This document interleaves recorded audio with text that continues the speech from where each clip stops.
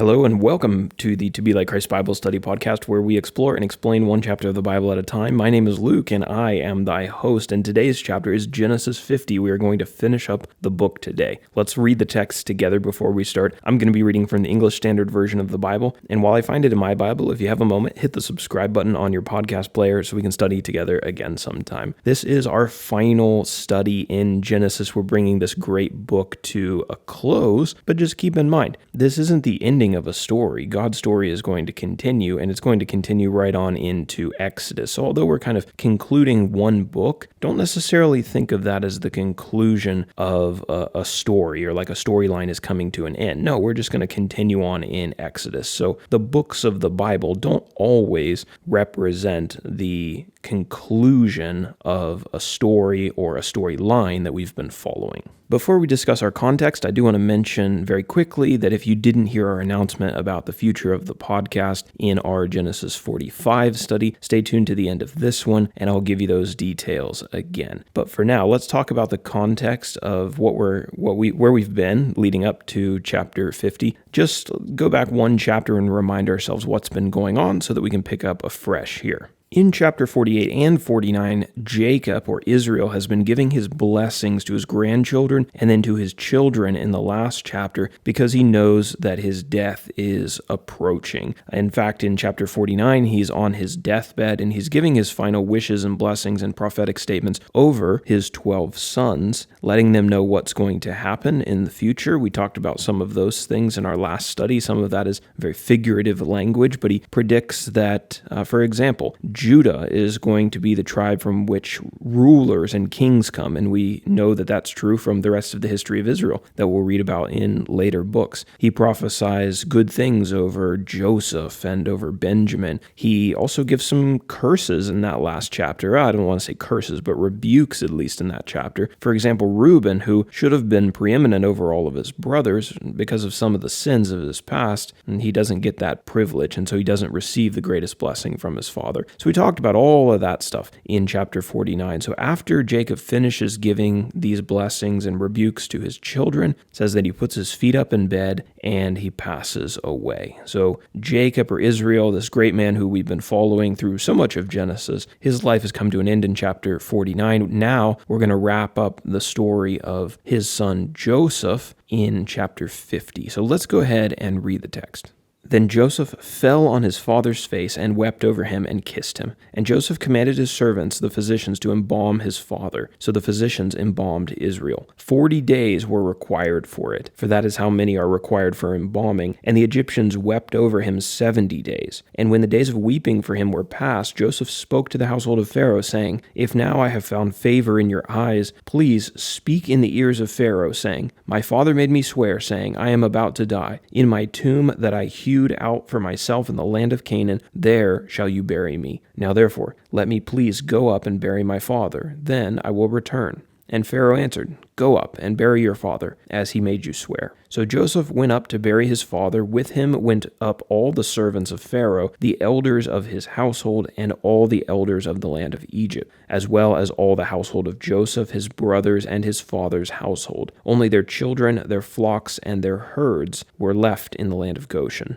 And there went up with him both chariots and horsemen. It was a very great company. When they came to the threshing floor of Atad, which is beyond the Jordan, they lamented there with a very great and grievous lamentation, and he made a mourning for his father 7 days. When the inhabitants of the land, the Canaanites, saw the mourning on the threshing floor of Atad, they said, This is a grievous mourning by the Egyptians. Therefore the place was named Abel Mizraim. It is beyond the Jordan. Thus his sons did for him as he had commanded them. For his sons carried him to the land of Canaan and buried him in the cave of the field at Machpelah, to the east of Mamre, which Abraham bought with the field from Ephron the Hittite to possess as a burying place. After he had buried his father, Joseph returned to Egypt with his brothers and all who had gone up with him to bury his father. When Joseph's brothers saw that their father was dead, they said, It may be that Joseph will hate us and pay us back for all the evil that we did to him. So they sent a message to Joseph saying, Your father gave this command before he died. Say to Joseph, Please forgive the transgression of your brothers and their sin, because they did evil to you. And now please forgive the transgression of the servants of the God of your father. Joseph wept when they spoke to him. His brothers also came and fell down before him and said, "Behold, we are your servants." But Joseph said to them, "Do not fear, for am I in the place of God? As for you, you meant evil against me, but God meant it for good, to bring it about that many people should be kept alive as they are today. So do not fear. I will provide for you and your little ones." Thus he comforted them and spoke kindly to them. So Joseph remained in Egypt, he and his father's house. Joseph lived 110 years. And Joseph saw Ephraim's children of the third generation. The children also of Machir, the son of Manasseh, were counted as Joseph's own. And Joseph said to his brothers, "I am about to die, but God will visit you and bring you up out of this land to the land that he swore to Abraham, to Isaac, and to Jacob." Then Joseph made the sons of Israel swear, saying, "God will surely visit you, and you shall carry up my bones from here." So Joseph died being 110 years old. They embalmed him, and he was put in a coffin in Egypt. Those are the 26 verses of the 50th chapter of Genesis. Here we see the book being brought to a close, and we are just kind of wrapping up some final details, really, and wrapping up the life of Joseph. We don't have a whole lot of details about the remainder of Joseph's life other than what's given to us here, but we are given his age at his death, and again, that helps us to put together our timeline for both Genesis and Exodus, and really to build a foundation for building a timeline for the rest of the Bible. So let's go ahead and go to our PDF now, which you can download for free at tobelikechrist.com. You can also get a book with these outlines in it on Amazon. The first section that we always want to cover in these podcasts is when these events happened. And as I mentioned, this chapter helps us out a lot. We know that Jacob lived in Egypt from the time that he was 17 years old when his brothers sold him into slavery until his death, which was approximately 1689 BC. Joseph died at 110 years old. That would be approximately 1635 BC. Let's introduce our main characters for this chapter very quickly because we've already been introduced to them all and we've already talked about them all for several chapters now. So there's Jacob, also known as Israel. He's the grandson of Abraham and the son of Isaac, and of course, the father of Joseph and his 11 brothers. Then we have Joseph, who has been living in Egypt for some time. He's been elevated to be the second in command of all of Egypt. He's right underneath Pharaoh on the throne of Egypt, and he's been governing Egypt with wisdom and discernment since God elevated him to this position. And then we have Joseph's 11 brothers. These are Reuben, Simeon, Levi, Judah, Dan, Naphtali, Gad, Asher, Issachar, Zebulun, and Benjamin.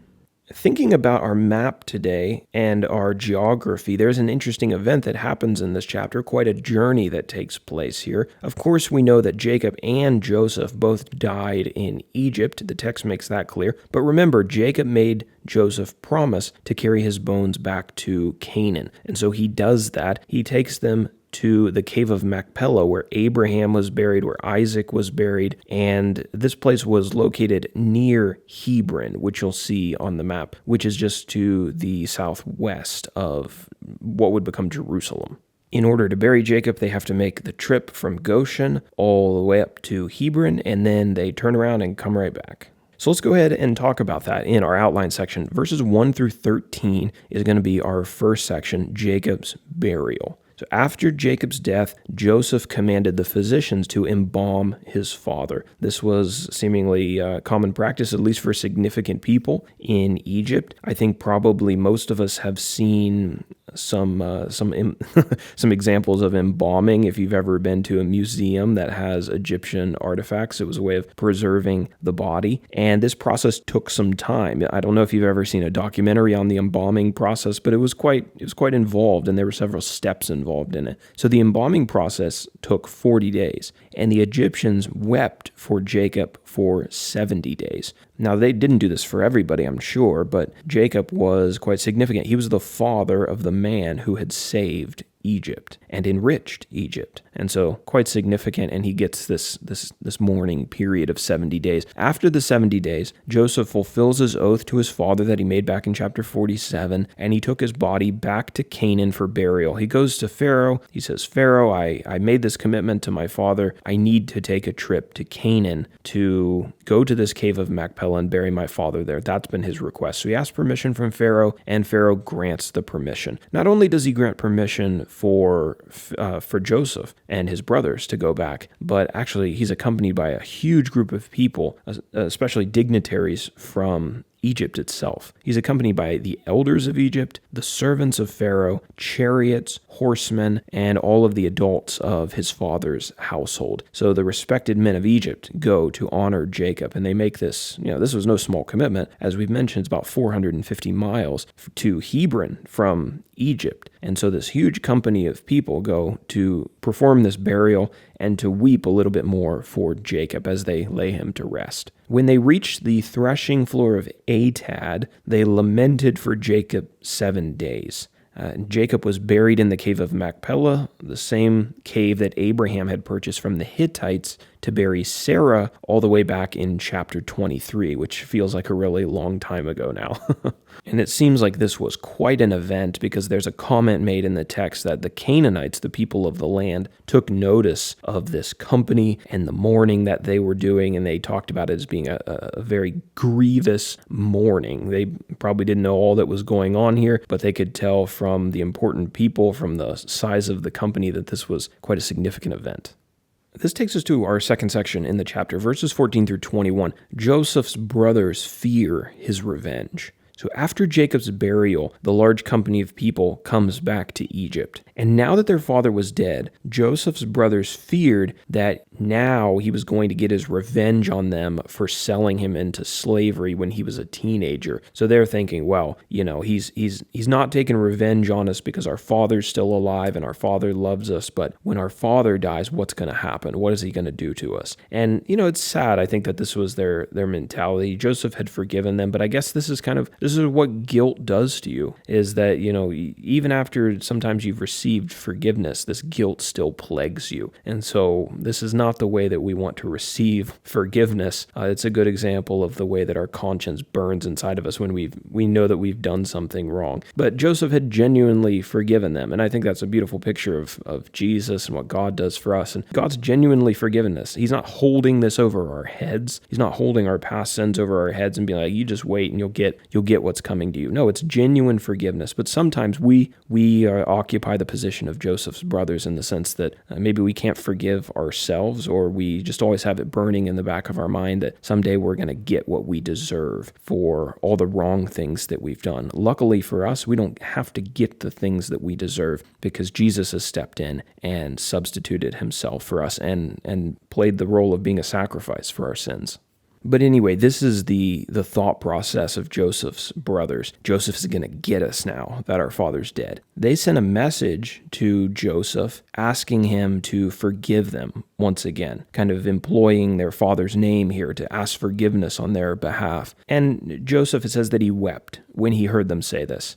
We don't know if he was weeping because he once again got to witness the character change in his brothers, the better men that they had become, or he was weeping because he was sad that they had been concerned all of this time, that they had thought that Joseph was a lesser man, that they had not received his forgiveness as genuine when he extended it to them the first time. Maybe it was both of these reasons and maybe other reasons, but when they come to him with this request, he weeps about it. It makes him very sad. And Joseph reassured them at that point that there was no reason to fear him. So again, he extends this forgiveness. He told them that God had used their evil actions to bring about good for their family and for those who had been suffering through the 7-year famine. And so once again, he expresses the fact that he's like, look, I see the big picture now. And yeah, you did something wrong to me, but ultimately God turned it for something good. And so I'm not going to hold this against you. And in fact, he says, am I in the place of God to judge you?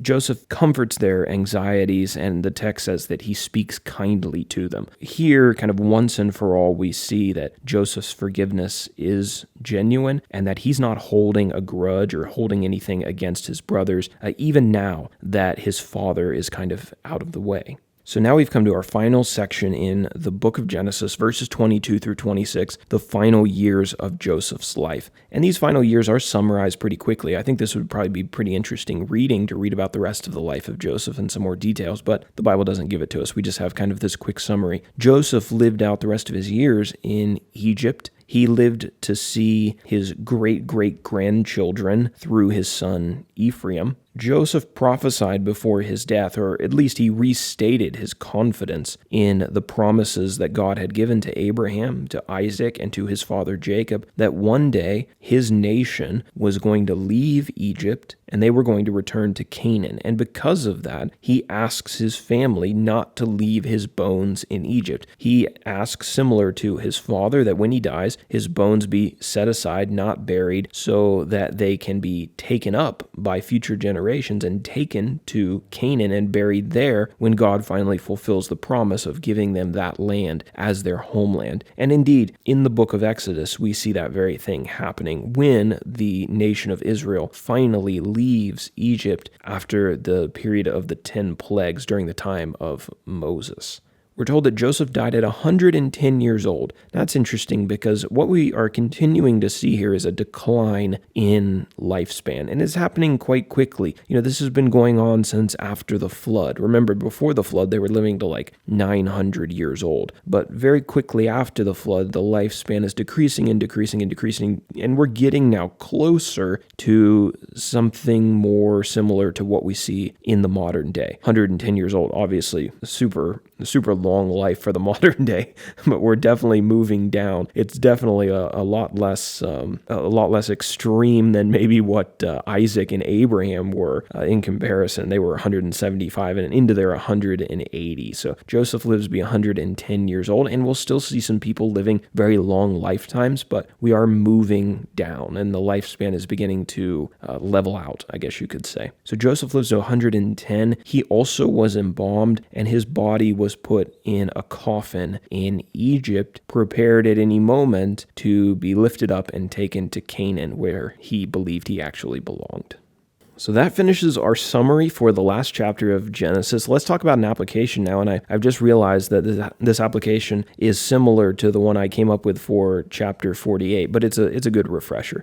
Joseph never forgot that his true home was Canaan, despite his prosperity in Egypt. It probably would have been pretty easy for Joseph to say, well, God has been good to us here in Egypt, and there's no reason to go back to Canaan where our ancestors were just like shepherds and nomads and people of no real significance. Prosperity and power and their pull wasn't enough of a force to cause him to believe that Egypt was a better home than the one God promised his descendants. Unfortunately, for application, many people today are distracted from God's promises by wealth or by power or the pursuit of comfort. After accumulating a little bit of money, a little bit of comfort, they forget about the better home that God has promised to them, heaven, and they're content to just make their home in this world, to make their home in Egypt. Let's keep our hope fixed on a better country and a better home than the one that this world offers. And I think that's a good conclusion to the book of Genesis as we see these pilgrims, these kind of nomadic people throughout the book. Abraham, he's always traveling around. He leaves his homeland to come to a better country. We see Isaac, also very nomadic. Jacob, also very nomadic, moving all over the place, all the way up to Haran, all the way down to Egypt. They don't have a home. They're looking forward to the home that God is promising them. And Joseph was looking towards that, even though he had it pretty good in Egypt by God's blessing. And so it's a good reminder for us that while we're here on earth, we're sojourning in search of a better home.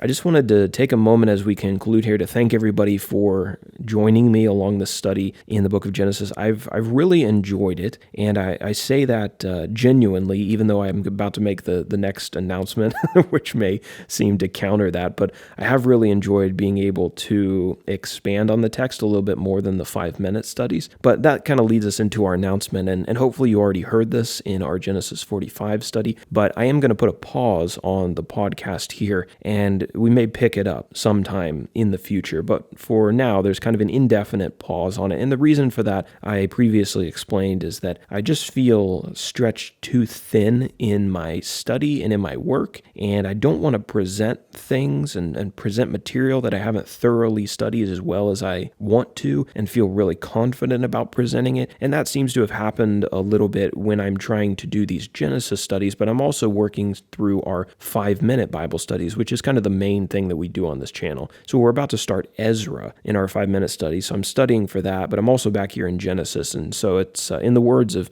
Bilbo Baggins, it's like butter spread over too much bread, or too little butter spread over too much bread.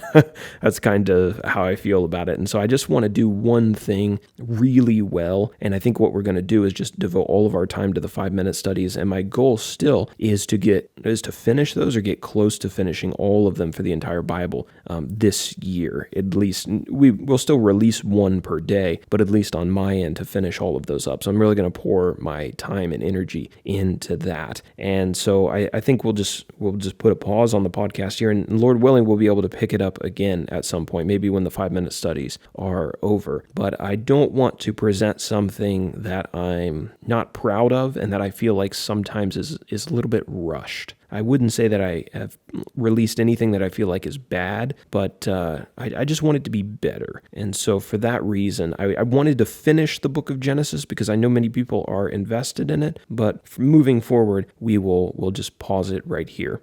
But for all of those who have tagged along through all 50 chapters, I hope that this study has been a benefit to you. And of course, as I mentioned previously, all the studies for Exodus are already out. And so if you started here with us, just here in Genesis, know that we've already got a ton of studies out, all 40 studies out and outlines for the book of Exodus. The book has already been released on Amazon. The PDFs are out there. They're in video form. They're in text form. And so if you want to just cruise on into Exodus, the studies won't be quite as long. They'll be our summary style 5-minute studies, but you'll still, I think, get a lot of value from them, especially if you're just looking for kind of a high-level walkthrough of the text.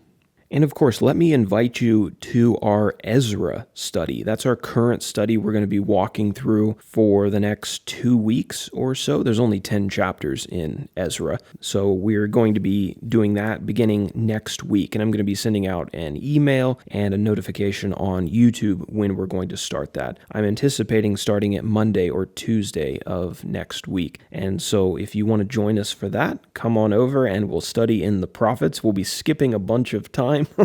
But at least from the end of Genesis, but you can study with us through the rest of the Old Testament. And the goal for the 5-minute studies is to just walk all the way through the books of the Old Testament in order to complete them all and then move right on into the New Testament. So that's what we'll do if the Lord wills. Thank you once again for tuning into this Genesis study. Lord willing, I will talk to you on this platform sometime in the future. But until then, I hope you have a fantastic day and you continue to grow closer to God through Bible study.